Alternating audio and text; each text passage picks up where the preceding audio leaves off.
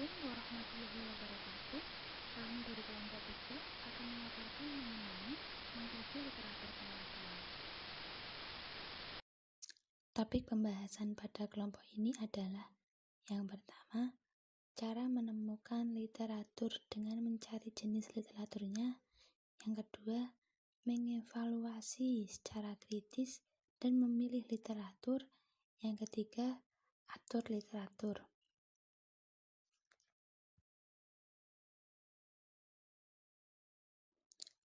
Pembahasan yang pertama adalah cara menemukan literatur dengan mencari jenis literaturnya. Di sini kami mendapatkan bagian mencari jenis literatur yang ke-9 dan mencari jenis literatur yang ke-10 atau yang terakhir. Mencari jenis literatur yang ke-9 dengan cara basis data dan yang ke-10 atau terakhir dengan cara tahap awal. Mencari jenis literatur yang ke-9 dengan cara basis data. Dengan memeriksa basis data ini, kita dapat dengan mudah mengakses ratusan artikel jurnal tentang topik pendidikan. Basis data yang terkomputerisasi juga memfasilitasi pencarian literatur untuk makalah, konferensi, dan publikasi lain-lain. Kita dapat memulai pencarian yang terkomputerisasi dari basis data dengan data pendidikan, diikuti oleh sumber informasi psikologis dan sosiologis. Mencari jenis literatur yang terakhir untuk dikaji terdiri dari bahan-bahan pada tahap awal pengembangan. Bahan-bahan tersebut terdiri dari buletin, penelitian yang dipasang di situs web, buletin asosiasi profesional, dan draft study yang tersedia dari penulis. Misalnya, jurnal elektronik, jurnal studi penelitian yang diposting ke situs web dan tersedia di internet.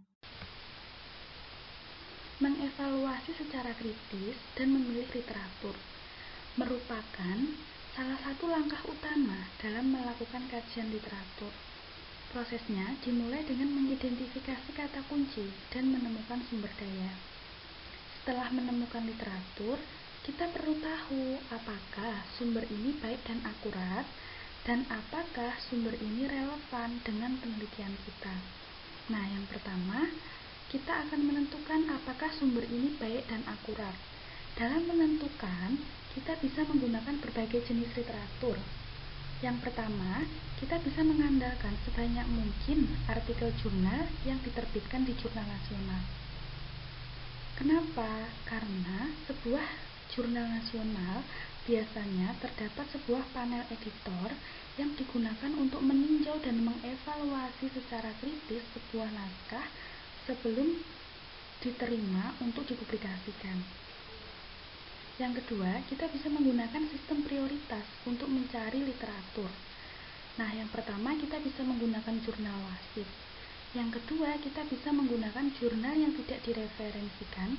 Yang ketiga, kita bisa menggunakan buku, kemudian makalah konferensi, disertasi dan tesis. Yang terakhir, kita bisa menggunakan artikel yang tidak diposting di review ke situs web. Nah, dalam menggunakan sistem prioritas tersebut, kita harus mempertimbangkan beberapa hal. Misalkan, kita menggunakan artikel yang tidak direview dan diposting ke situs web. Kita harus betul-betul bisa menyaring informasi dari artikel yang tidak direview, diposting ke situs web tersebut. Nah, langkah selanjutnya kita bisa juga kemudian mencari studi penelitian untuk dimasukkan dalam kajian literatur. Penelitian ini terdiri dari mengajukan pertanyaan, mengumpulkan data, dan membentuk hasil atau kesimpulan dari data. Nah, langkah yang terakhir yaitu kita bisa juga memasukkan studi penelitian kuantitatif dan kualitatif dalam kajian terlepas dari pendekatan yang kita gunakan dalam studi penelitian. Karena setiap bentuk penelitian memiliki kelebihan dalam memberikan wawasan untuk basis pengetahuan kita dalam pendidikan. Dalam mengevaluasi secara kritis dan memilih literatur, kita juga harus menentukan apakah sumber tersebut berkualitas dan layak untuk dimasukkan dalam kajian literatur atau tidak. Nah, hal itu tentu memerlukan suatu pertimbangan. Nah, fungsi dari kajian ini adalah membantu menentukan apakah informasi tersebut relevan untuk digunakan dalam kajian. Relevansi tersebut memiliki beberapa dimensi. Nah, di antaranya dapat juga dengan mempertimbangkan kriteria berikut ketika memilih suatu literatur untuk kajian. Yang pertama, yaitu relevansi topik. Nah, kita juga bisa menanyakan apakah literatur tersebut fokus pada topik yang sama dengan studi yang kita ajukan. Nah, yang kedua, relevansi individu dan situs. Apakah literatur tersebut memeriksa individu atau situs yang sama yang ingin dipelajari. Kemudian, relevansi masalah dan pertanyaan. Apakah literatur meneliti permasalahan yang sama dengan yang kita teliti? Kemudian, apakah literatur menjawab masalah yang sama dengan yang kita teliti? Kemudian, yang terakhir, relevansi aksesibilitas. Apakah literatur tersebut tersedia di perpustakaan ataukah dapat diunduh dari situs web? Apakah literatur dapat dengan mudah didapatkan dari perpustakaan atau web?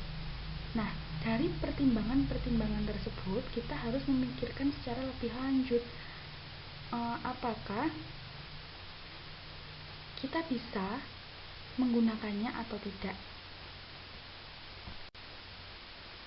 Suatu sumber literatur dikatakan relevan jika kita menjawab ya untuk pertanyaan-pertanyaan yang telah diajukan. Misalkan, relevansi aksesibilitas.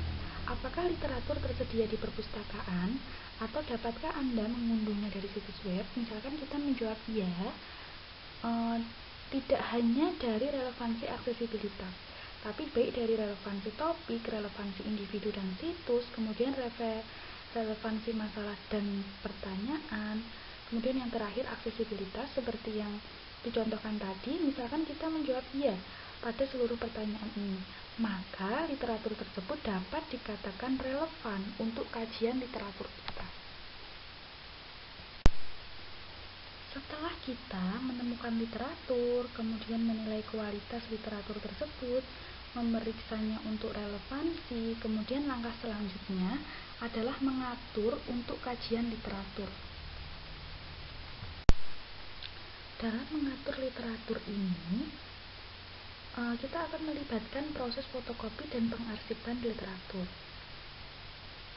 Kita mungkin akan dengan cepat membacanya, mencatatnya, dan menentukan bagaimana literatur tersebut sesuai dengan keseluruhan literatur. Nah, kita juga dapat membangun gambaran visual yang dapat membantu untuk mengatur literatur. Nah, langkah-langkah dalam mengatur literatur ini yang pertama adalah reproduksi, kemudian mengunduh dan mengarsipkan, kemudian mengambil catatan dan studi abstrak, dan yang terakhir membangun peta kajian. Kegiatan pertama dalam mengatur literatur adalah reproduksi, mengunduh, dan mengarsipkan. Tentunya kegiatan ini baru bisa kita lakukan setelah kita mendapatkan literatur, baik berupa buku, artikel jurnal, maupun dokumen-dokumen lain yang bisa kita dapatkan secara online maupun secara offline di perpustakaan. Kemudian, baru kita membuat salinannya, bisa dengan memfotokopi, memindai, atau mengunduh artikel. Yang harus diingat bahwa hukum hak cipta mengizinkan duplikasinya satu artikel lengkap tanpa izin dari penulis. Setelah itu baru kita arsipkan. Apabila literatur itu berupa file digital, kita arsipkan dengan cara membuat folder file atau kita simpan dalam file komputer. Kemudian kita beri nama. Yang lebih gampang, kita atur sesuai dengan topiknya. Jadi satu folder file untuk topik A, berisi artikel-artikel atau literatur-literatur dengan topik A. Kemudian folder B dengan topik B. Seperti itu. Itu untuk memudahkan kita saja dalam pencarian. Nah, apabila literatur itu berupa kertas, bisa kita tempatkan dalam folder map folder. Satu topik, satu map, satu topik, satu map. Ini hanya untuk memudahkan kita saja.